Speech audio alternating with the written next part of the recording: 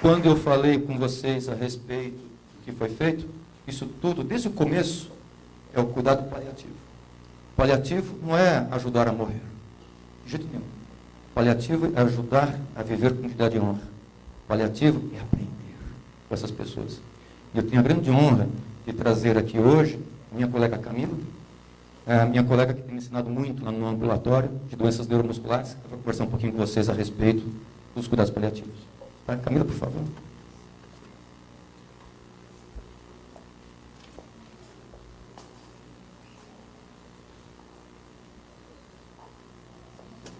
Bom dia a todos.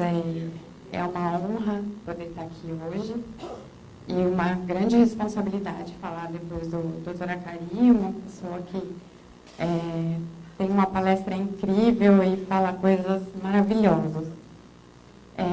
Eu sou neurologista, eu tenho formação em cuidados paliativos e eu decidi fazer cuidados paliativos porque eu tinha uma necessidade de fazer alguma coisa a mais pelos pacientes.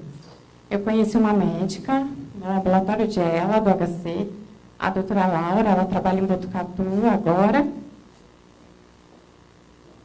E ela tem formação em cuidados paliativos e eu percebia que a equipe de cuidados paliativos conseguia fornecer um cuidado para o paciente que realmente fazia com que esses pacientes tivessem essa condição de saúde e enfrentassem a doença de forma muito melhor.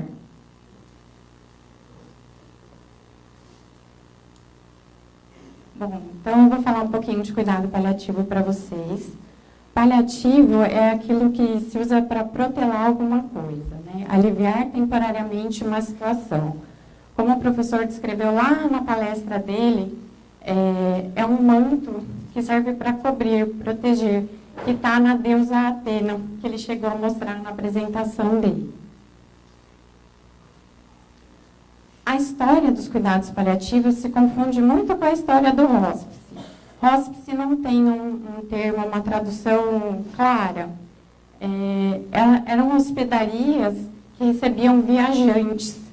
A data mais antiga é do século V, que são dois santos, né? A Santa Fabíola e o São Jerônimo. Fabíola era a discípula dele e cuidou do primeiro hóspice que se tem em história. Ela recebia os viajantes e cuidava, viajantes que vinham da Ásia, da África, do leste da Europa. Depois, o hóspice, né, como entidade, se difundiu para as entidades religiosas, católica e protestante, por toda a Europa. E no século XVII, XVIII, ele passou a ter um formato parecido com o que é o hospital. Recebia órfãos, doentes, pobres, que recebiam cuidados das religiosas que ficavam nesses locais. Em 1967, houve a fundação do Hospice St. Christopher pela Cecily Saunders. Ela é a pioneira dos cuidados paliativos, que a gente considera. Ela fundou esse hóspice que é uma unidade de cuidado para os pacientes e de educação. E assim ela foi formando os profissionais para terem um cuidado mais humanizado com o paciente. Além disso, ela deu o formato multidisciplinar dos cuidados paliativos. A Cecily Saunders, ela era médica e tinha formação em enfermagem e assistência social. E ela acreditava que assim ela poderia fornecer um cuidado melhor para os pacientes. Então, em 2002, houve a entrada desse conceito de cuidado paliativo na Organização Mundial de Saúde.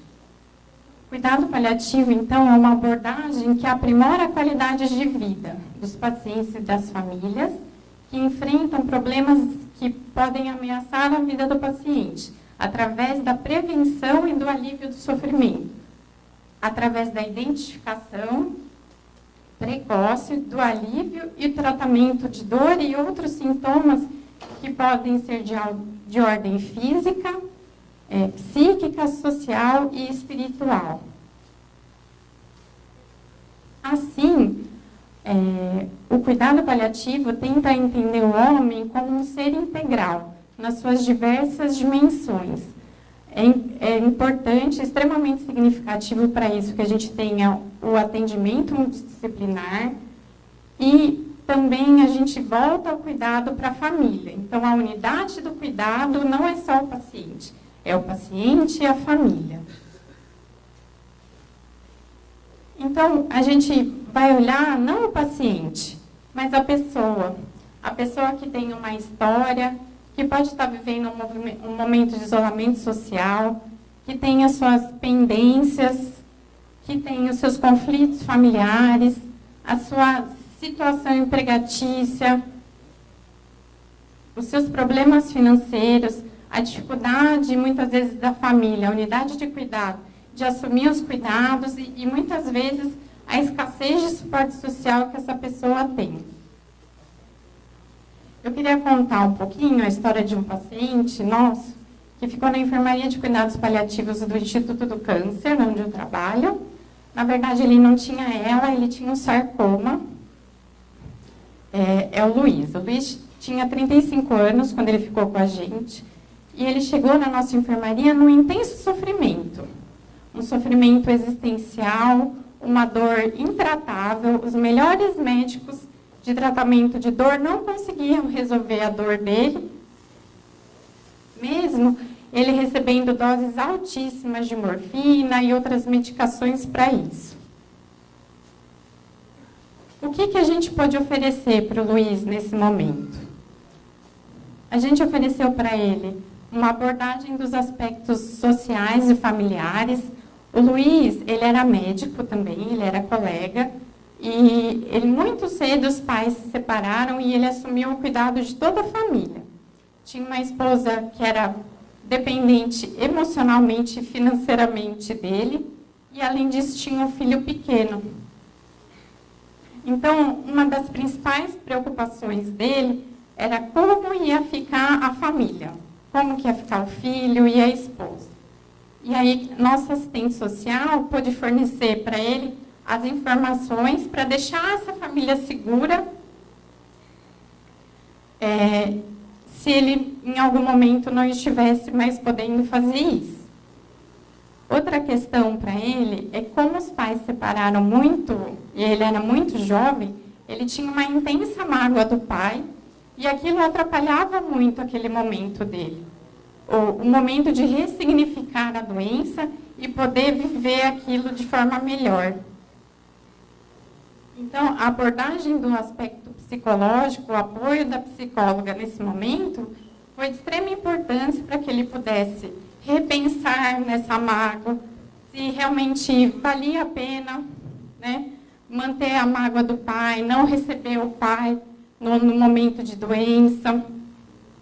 E assim, a gente pôde ressignificar a doença dele, né? Ele pôde encarar isso de forma melhor e dar um novo sentido para a vida dele. E isso foi importante para que, na verdade, a gente conseguisse controlar a dor dele, o aspecto físico.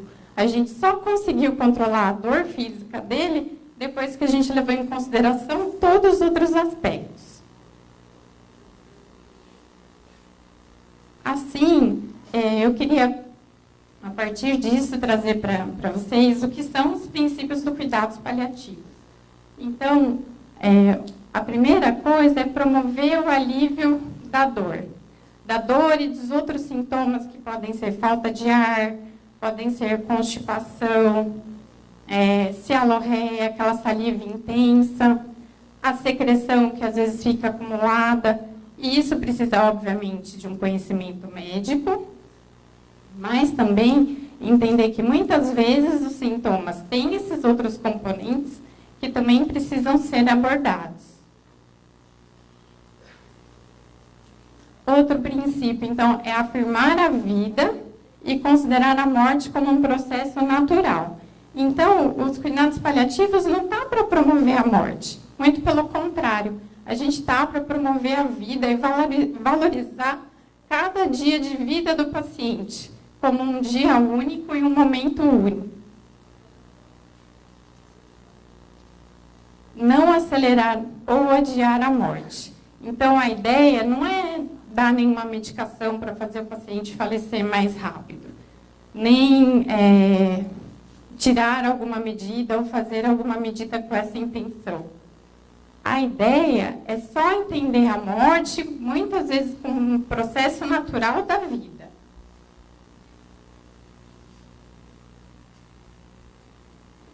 Outra coisa, integrar os aspectos psicológicos e espirituais no cuidado do paciente. Por quê? Porque a pessoa é um ser integral. E os aspectos psicológicos e espirituais, eles atuam nos componentes físicos, como a gente já comentou, e podem ser vitais, né? E muitas vezes atrapalhar o processo de tratamento do paciente e a melhora do bem-estar dele. Oferecer um sistema de suporte que possibilite o paciente viver tão ativamente quanto possível. Então, no mesmo sentido de que cada dia é único, a gente tem um trabalho multidisciplinar e a gente vai fazer de tudo para que o tempo que a pessoa tenha de vida seja o melhor possível e a pessoa fique mais ativa e ressignifique sua vida e possa dar o sentido e fazer as coisas que ela planejou, que ela pensou. Então, oferecer um sistema que suporte para auxiliar os familiares durante a doença do paciente e enfrentar o luto. O luto não é o falecimento. O luto é a perda, né? Às vezes é a perda do caminhar, às vezes é a perda da capacidade de engolir, né? É a perda da capacidade de falar. Todas as perdas que vão acontecendo no processo de adoecimento. E, mais uma vez, a unidade de cuidado não é só o paciente, não é só a pessoa que está sofrendo a doença. Toda a família participa do processo de adoecimento, deve ser olhada e cuidada da mesma forma. E trabalhar essas perdas ao longo do processo ajuda a ressignificar e dar um novo sentido para a vida. Então, mais uma vez, abordagem multiprofissional para focar as necessidades dos pacientes e dos familiares, incluindo no acompanhamento. Então, a gente, todo mundo tem o seu conhecimento, a sua expertise. Então, a gente tem o trabalho da fono, o trabalho da físio, o trabalho da TO, o trabalho da psicóloga, o trabalho da assistente social. E todos esses trabalhos são importantes para que o paciente tenha o quê? Uma melhor condição de saúde. Melhorar a qualidade de vida e influenciar positivamente o curso da doença. Qualidade de vida é uma questão muito pessoal. É diferente o que é para mim, o que é para cada um de vocês. Para a gente poder entender o que é qualidade de vida para a pessoa, a gente tem que conhecer a pessoa, a história daquela pessoa, quais são os valores dela, como que ela viveu e o que vai ser importante para ela naquele momento. Então, deve ser iniciado o mais precoce possível, juntamente com as outras medidas de tratamento.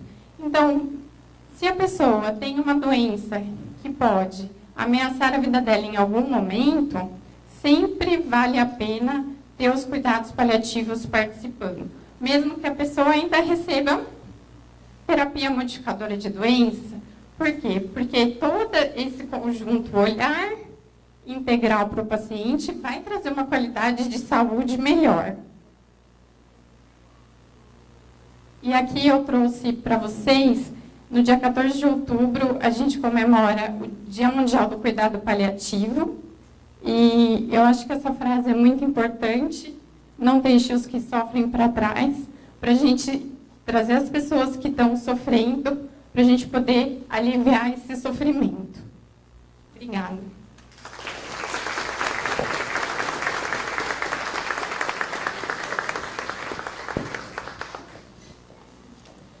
A Camila Gastão Lopes, ela tem nos ajudado muito lá no ambulatório, e trazendo muita dessa sua visão humanística no atendimento aos pacientes com doença neuromuscular.